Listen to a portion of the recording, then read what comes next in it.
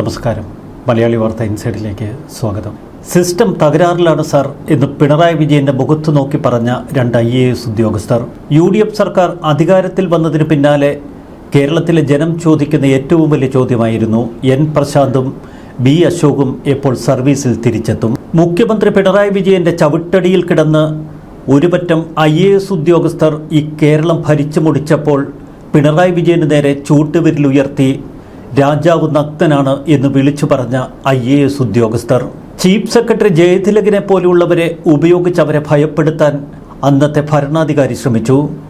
എന്നാൽ നട്ടെല്ലുയർത്തി അവർ ഭരണകൂടത്തോട് വിളിച്ചു പറഞ്ഞു, സിസ്റ്റം തകരാറിലാണ് സാർ, നിങ്ങൾ ചെയ്യുന്നതെല്ലാം അബദ്ധമാണ്. സർക്കാരിന്റെ ജനവിരുദ്ധ നടപടികൾക്കെതിരെ അവർ ശക്തിയുക്തം പ്രതികരിച്ചു.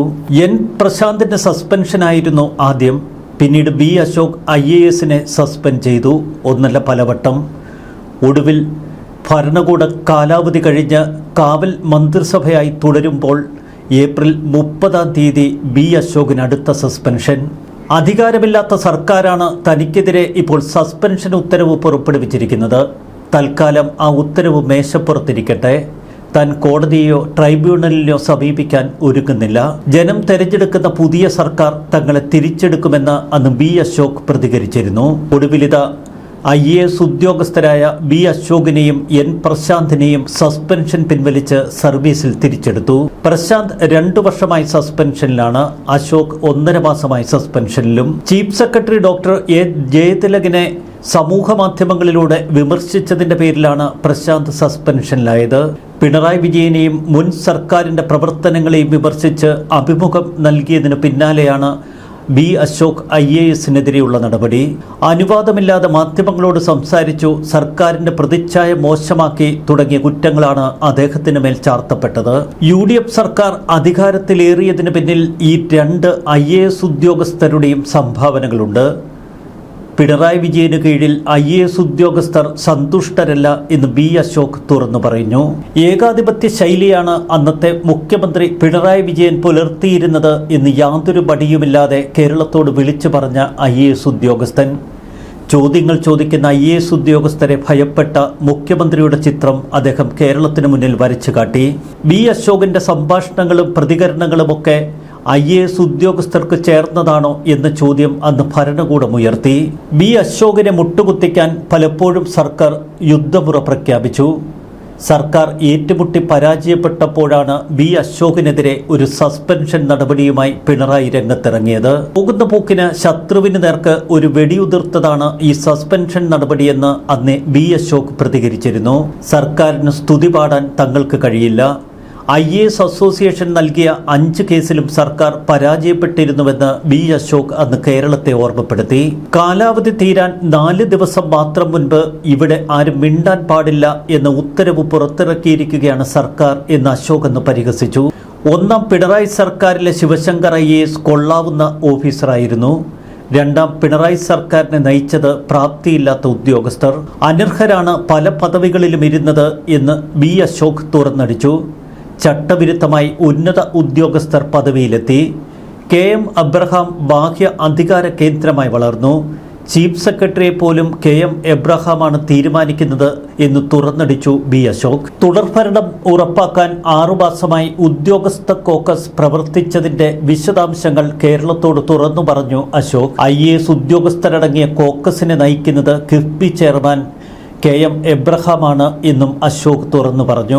കടമെടുത്ത കിഫ്ബിയുടെ ഫണ്ട് PR-ന് വേണ്ടി ഉപയോഗിക്കുന്നു. 130 കോടിയുടെ PR ജോലിയാണ് കിഫ്ബി നടത്തിയത് എന്ന് കേരളത്തോട് വെളിപ്പെടുത്തിയത് B അശോക്. കിഫ്ബി ഉൾപ്പെടെയുള്ള സ്ഥാപനങ്ങളുടെ ഫണ്ട് ദുരുപയോഗത്തെക്കുറിച്ച് കൃത്യതയോടെ അദ്ദേഹം ചില വെളിപ്പെടുത്തലുകൾ നടത്തി. ഇത് അന്നത്തെ അധികാര കേന്ദ്രങ്ങളെ വിറപ്പിച്ചു. സസ്പെൻഷൻ ഓർഡർ ഒരു ബാഡ്ജായി ഉൾക്കൊള്ളുന്നുവെന്നാണ് അന്ന് B അശോക് പ്രതികരിച്ചത്. തെരഞ്ഞെടുപ്പ് കമ്മീഷൻ ലേഖനത്തിൽ ചട്ടവിരുദ്ധമായി ഒന്നുമില്ല എന്ന് കണ്ടെത്തിയിട്ടുണ്ട്. ഫാസിസ്റ്റ് പ്രവണത എന്ത് എന്നിപ്പോൾ തെളിഞ്ഞുവെന്നാണ് B അശോക് പറഞ്ഞത്. ഫാസിസ്റ്റ് പ്രവണത ഇവിടെ ഭരണത്തിലുണ്ട് എന്ന് B അശോക് IAS ആദ്യം തുറന്നു പറഞ്ഞത് മലയാളി വാർത്തയോട്. B അശോകിന്റെയും N പ്രശാന്തിന്റെയും സസ്പെൻഷൻ പിൻവലിച്ച നടപടി മാത്രമല്ല, അവരെ ഏറ്റവും പ്രധാനപ്പെട്ട പോസ്റ്റുകളിലേക്കാണ് ഇപ്പോൾ സർക്കാർ പരിഗണിക്കുന്നത്. ഇത് പിണറായി വിജയന്റെയും CPM-ന്റെയും നെഞ്ചെടുപ്പ് ഉയർത്തും. വി അശോകനെ ഹോം സെക്രട്ടറിയാക്കി നിയമിക്കാനുള്ള നീക്കങ്ങൾ നേരത്തെ സർക്കാർ നടത്തിയിരുന്നു. എന്നാൽ ഏറ്റവും സുപ്രധാന വകുപ്പാണ് വി അശോകന് വേണ്ടി VD സതീശൻ എന്ന മുഖ്യമന്ത്രി കാത്തുവച്ചിരിക്കുന്നത്. വി അശോകനെ പോലെ കഴിവുള്ള ഉദ്യോഗസ്ഥരെ ഭരണത്തിന്റെ മുൻനിരയിലേക്ക് കൊണ്ടുവരാൻ VD സതീശൻ ഉന്നമിടുന്നു. ഒരു കാര്യം വ്യക്തമാണ്, ഇക്കഴിഞ്ഞ LDF സർക്കാരിന്റെ അഴിമതികളെക്കുറിച്ച് കൃത്യതയോടെ അന്വേഷിക്കണമെങ്കിൽ വി അശോകനെ പോലൊരു ഹോം സെക്രട്ടറി അധികാര കസേരയിൽ ഉണ്ടാവണം. IAS ഉദ്യോഗസ്ഥർ നടത്തിയ കൊടും കൊള്ളയെക്കുറിച്ചും അഴിമതികളെക്കുറിച്ചും അദ്ദേഹം ഒരു തുറന്ന അന്വേഷണത്തിന് ഇറങ്ങിത്തിരിക്കുമെന്നുറപ്പാണ്.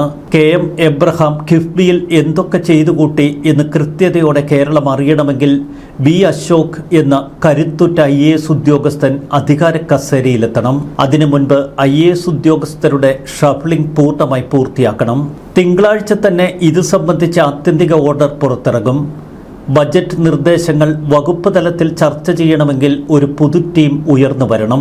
ഫാസിസ്റ്റ് സമീപനമായിരുന്നു മുൻപ് പിണറായി വിജയൻ IAS ഉദ്യോഗസ്ഥരെ ഭരിക്കാൻ ഉപയോഗപ്പെടുത്തിയത്. താൻ പറയുന്നത് പൂർണ്ണമായും കേട്ട് പ്രവർത്തിക്കുന്ന അടിമക്കണ്ണുകളെയായിരുന്നു പിണറായി വിജയന് ആവശ്യം. അതുകൊണ്ട് തന്നെ ബി അശോകും N പ്രശാന്തുമൊക്കെ അന്നത്തെ സർക്കാരിൻ്റെ കണ്ണിൽ കരടായി. കഴിഞ്ഞ ഒരു പതിറ്റാണ്ടിനിടയിൽ സർക്കാർ തലത്തിൽ എന്തൊക്കെ അഴിമതികൾ നടന്നു എന്ന് ബി അശോകിനെ പോലെ ഒരു കരുത്തുറ്റ IAS ഉദ്യോഗസ്ഥൻ തുറന്നു പറഞ്ഞപ്പോൾ നെഞ്ചിടുപ്പോടെയാണ് ഇതൊക്കെ കേരളം കേട്ടത്. CPM പോലൊരു കേഡർ പാർട്ടി തനിക്ക് മുന്നിൽ ഭീഷണിയുമായി നിൽക്കുന്നു. അതുകൊണ്ട് തന്നെ സുരക്ഷാ ഭീഷണി വരെയുണ്ട് എന്ന് ബി അശോക് അന്ന് മലയാളി വാർത്തയോട് തുറന്നു പറഞ്ഞിരുന്നു. VD സതീശൻ എന്ന മുഖ്യമന്ത്രിയെ സംബന്ധിച്ച് അതിനിർണായകമാണ് ഈ 2 സസ്പെൻഷൻ പിൻവലിച്ചതും. ആ സസ്പെൻഷനുകൾ ചവിറ്റുകൊട്ടയിലെറിഞ്ഞ് VD സതീശൻ കേരളത്തോട് പ്രഖ്യാപിക്കുന്നു. അതെ, ടീം VD സതീശനൊപ്പം വി അശോക് IAS-ഉം N പ്രശാന്തുമുണ്ടാകും. അതുതന്നെയാണ് കേരളം കാത്തോർത്തിരുന്നതും. കരുത്തുറ്റ ഈ തീരുമാനം കേരളത്തിന് ഒരു പുതുയുഗ പിറവി പകരും എന്നുറപ്പ്. ന്യൂസ് ഡെസ്ക് മലയാളി വാർത്ത.